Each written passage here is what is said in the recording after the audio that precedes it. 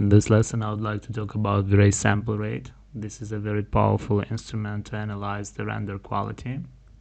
So we said that we get from Vray to render elements, and from Vray we choose the Vray Sample Rate layer and we add it to our render elements. After that, when we enable our render, we can see that layer here.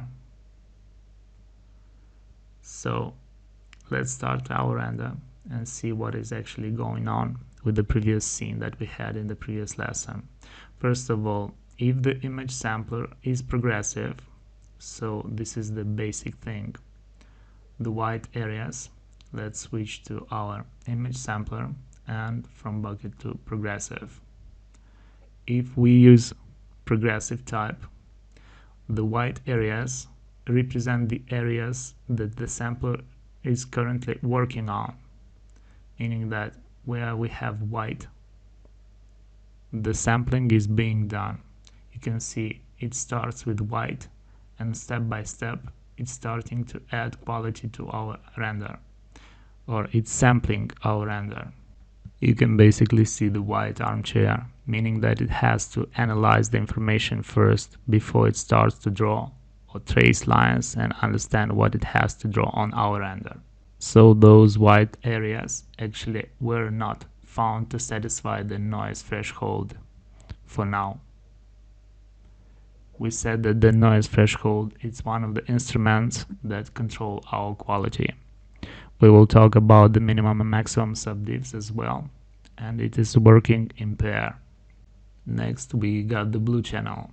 The blue channel contains the areas which reached the desired image quality with few primary samples.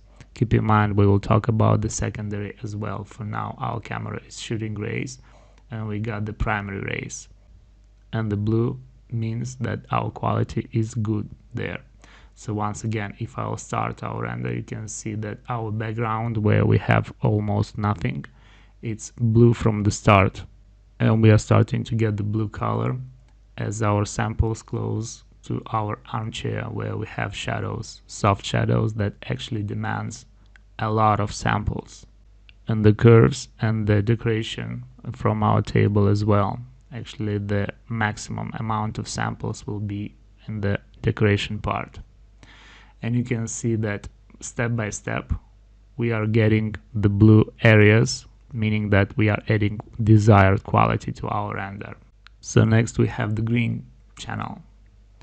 Green channel shows the area which require more anti-aliasing samples to clean up to the blue areas, meaning that they are like a medium level, but managed to achieve the noise threshold. And the red channel. The red channel contains the parts of the image which didn't make it to the desired quality, meaning that this is a bad area or low quality. And the maximum of samples from AA rays didn't get to the desired result before they reached the noise threshold, meaning that we got a problem there in the red area. So once again, white, it's where we are working on. Blue, it's the area with good quality. Green, it's the area with medium quality that can be increased, but overall it's an acceptable quality. A medium quality, we can increase it of course. And the red is the problem area where we have to add samples or add quality. You can see from the start that we got the red background there, meaning that while working on, we are adding quality step by step if we are using progressive. In this case, we are increasing our quality step by step as time goes on. And as I said, you can see actually those samples, how they are created. They are of course smaller than our pixels, and the red areas that actually got the problem must be solved using the technical numbers, so we can do that using our eyes and appreciating the sample rate layer. You can see, by the way, the samples that we talked about. We will talk about the minimum maximum subdivs in the next lesson, so we can understand better what is actually going on there technically.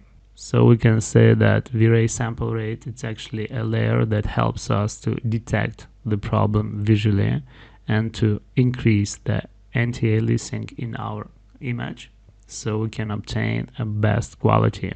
And on our plane, where we don't have any objects, we reach our blue level or our blue best quality very fast, meaning that we don't have their details, too much details, and the sampling is enough to create the best quality for our render. Well, all this works with progressive render, when we try to appreciate the quality visually and we can stop the render at the level that it is desired. And now let's get to bucket and let's see how the bucket works. And you can see instantly that background, it's a blue color, meaning that we have there instantly the best quality from the start. And we almost got no red color.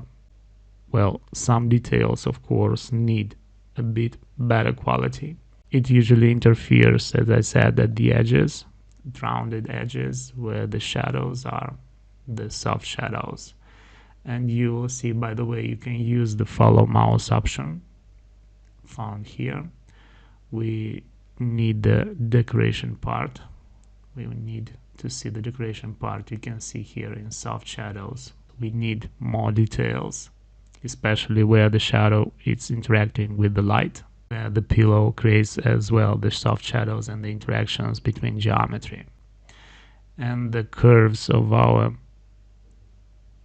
elements from our table as well, they need, especially the interaction with light and the highlights. We need here, these parts, we need more quality. In the next lesson, I'll try to explain what is adaptivity in Vray, what is minimum and maximum subdivs, and how we can use that to increase the quality of our renders.